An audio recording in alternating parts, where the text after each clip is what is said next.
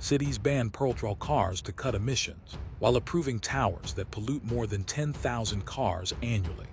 One 50-story tower emits around 5,000 tons of CO2 during construction, equal to almost 2.5 million car miles driven.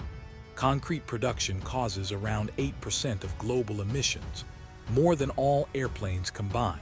A single office tower's daily energy use equals 300 homes, their 50-year lifespan, a climate time bomb. Skyscrapers raise city temps by almost 5 degrees Celsius, doubling AC use and creating deadly heat islands.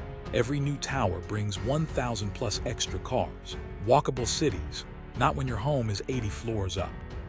Green building certifications ignore almost 300% emission spike during construction, a loophole big enough to drive a diesel truck through. Your car's lifetime emissions equal almost 3 months of one tower's construction. Who's the real villain? Around 2050, urban buildings will consume 60% more energy, canceling out every electric car on Earth. They blame your SUV, while approving towers with 10-story underground parking. This isn't climate policy, it's a shell game. Some countries banned mega towers in 2023. Others fined skyscrapers over 10 stories. Change is possible. Mid-rise timber buildings cut emissions by around 75%. The tech exists, we're just choosing greed.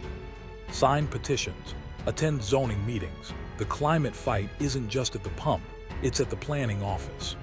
Surprise, that's sprawling. Lot emits less than Thagreen downtown tower next door.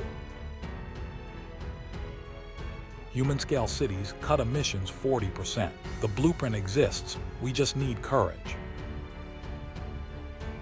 Share this. The next time they blame your car, ask, where's your skyscraper ban?